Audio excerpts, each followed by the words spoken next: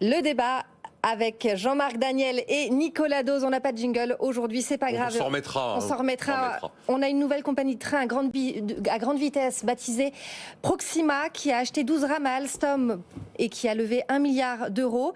Elle compte relier Nantes, Bordeaux, Rennes et Angers à Paris d'ici la fin de la décennie. On a une autre compagnie aussi sur le créneau, c'est Le Train.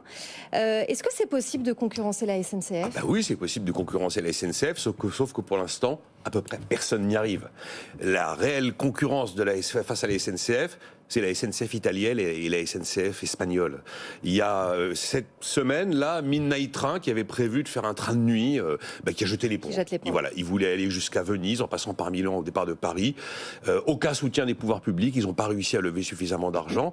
On a eu un dépôt de bilan qui s'est passé devant le tribunal de commerce de Cahors, c'était à la fin du mois d'avril. C'est Railcoop qui a déposé le bilan, coopérative ferroviaire qui était né en 2019, qui voulait lancer un Bordeaux-Lyon, en passant par Périgueux, par Limoges, par Roanne. C'est une ligne qui a été abandonnée par la SNCF en 2014. Liquidation devant le tribunal de commerce de Cahors. Alors on a quelques initiatives qui essayent encore de rester la tête hors de l'eau. Il y a Le Train, vous l'avez cité, c'est un TGV Nantes-Bordeaux. Ça fait un petit moment qu'on en parle, mais il roule toujours pas. Il y a Kevin Speed qui était venu sur BFM Business raconter comment ils ont l'intention d'offrir des TGV low cost vers Lyon, Lille, Strasbourg, une sorte de Ryanair du train. On a aussi un candidat à la concurrence de l'Eurostar sur Paris-Londres qui s'appelle Evoline, qui nous dit qu'en 2025, il y aura un concurrent sur le Paris-Londres. J'attends de le voir, le concurrent. Parce qu'aujourd'hui, vous avez Trenitalia et Renfe qui ont réussi à établir une petite concurrence face à la SNCF. Et encore, Trenitalia y a laissé des plumes en 2023, puisqu'ils ont enregistré quand même une perte d'exploitation. Alors là, on a un projet qui, pour la première fois, me fait espérer quelque chose. Parce que 1 milliard d'euros, c'est quand même des montants très importants. C'est un seul fonds d'investissement qui est derrière et qui est un fonds qui s'appelle Antin, qui est un fonds qui a de l'envergure, notamment dans le domaine du ferroviaire. Ils ont des expériences en Allemagne, des expériences en Grande-Bretagne, en Italie, aux États-Unis. Les 12 rames, vous en avez parlé, ça y est, c'est lancé. Même le projet de maintenance est organisé avec un nouveau site de maintenance qui sera installé près de Bordeaux. Puis bon, le pédigré de la directrice générale, Rachel Picard, qui est une ancienne tête de l'époque Pépi à la SNCF. On peut se dire qu'on a affaire à des gens qui savent un peu de quoi ils parlent. Donc c'est assez bien bordé. Rachel Picard, elle a quitté la SNCF en 2020. Enfin, elle a quand même été la patronne des TGV et l'une des fondatrices de l'ancien site voyagesncf.com. Mais objectivement, je me suis dit, alors là, je serais en désaccord avec Jean-Marc.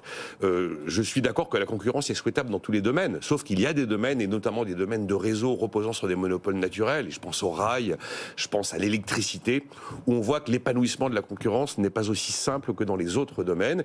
Et d'ailleurs, l'un des deux fondateurs de Midnight Train a réagi après l'abandon de ce projet de train de nuit en disant qu'objectivement, il s'est été rendu compte que le marché du rail était un marché qui avait été organisé par la puissance publique et qui avait été organisé pour être destiné à un opérateur historique. C'est une manière à demi-mot de dire que la concurrence, oui, peut-être, mais enfin, dans le rail, c'est vraiment très compliqué. Jean-Marc, vous allez nous dire plus de concurrence, évidemment, c'est souhaitable, mais est-ce que c'est possible face à la SNCF ? Oui, c'est tout à fait possible. Il y a plusieurs raisons qui militent pour ça. La première raison, c'est le fait que quand on regarde à l'étranger, il y a beaucoup d'endroits où les transports ferroviaires sont en concurrence. Alors la concurrence d'ailleurs qui était à l'origine du projet. Je rappelle que sous le Second Empire, il y avait 320 compagnies ferroviaires en France. Je rappelle qu'à l'heure actuelle, en Suisse, il y a 70 compagnies ferroviaires. Et sur ces 70 compagnies ferroviaires, il y en a qui sont très locales, et puis il y en a 3 qui sont nationales, c'est-à-dire qui sont en concurrence immédiate avec les CFF.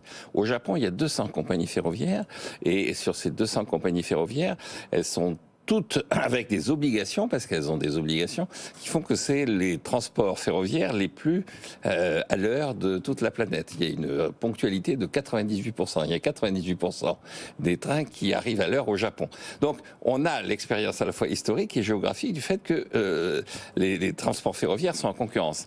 Alors après, il y a le fait qu'effectivement, il y a un discours, quand vous regardez en France, il n'y a pas de concurrence. Il y a deux... il y a des tentatives, mais ça ne marche pas, manifestement. Ça marche pas. Bon, sur les trains de nuit, de toute façon, quand la SNCF avait décidé de privatiser ces trains de nuit, à un moment donné, elle a lancé un appel d'offres. Les conditions dans lesquelles on fonctionne font que, quel que soit l'opérateur, vous perdez de l'argent. Donc, il y a de la concurrence sur les endroits où vous pouvez gagner de l'argent. Et donc, la concurrence, ça suppose que vous définissiez effectivement un cadre qui permet de gagner de l'argent. La SNCF, elle a 20 milliards de subventions, d'euros de subventions. Donc, vous mettez la concurrence... Vous allez énerver la SNCF. Il faut que vous définissiez les conditions d'accès à ces subventions des autres concurrents. La concurrence concurrence, ça suppose l'égalité.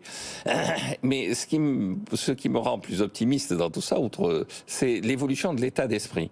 C'est-à-dire que normalement, depuis 1991, l'Union européenne fait pression pour que la concurrence s'installe sur les chemins de fer sur le territoire de l'Union. La France a toujours résisté et c'est ancien. Je mets souvent en avant le fait qu'en 1954, il y a un petit moment, 70 ans, Mendes France avait imposé la concurrence de l'aérien sur la SNCF. Il était interdit à l'époque de faire des liaisons aériennes entre Paris et les grandes villes de province, on disait à l'époque, de région, on dit maintenant, parce que ça concurrençait immédiatement la SNCF. Et donc Mendes France a imposé la création d'un concurrent au travers de Air Inter. Et qu'est-ce qui s'est passé en 1956?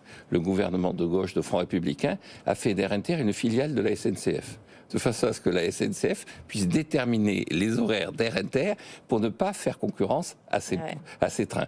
Tout ça est derrière nous maintenant. La SNCF, elle est obligée de s'adapter, elle est obligée de constater que effectivement, de toute façon, elle n'y échappera pas. Et donc pour moi, la phase suivante, c'est la privatisation.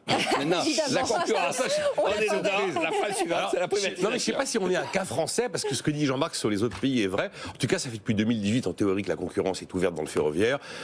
Vous avez 5 Paris-Lyon Trenitalia qui circulent en 2024. Merci beaucoup à tous les deux.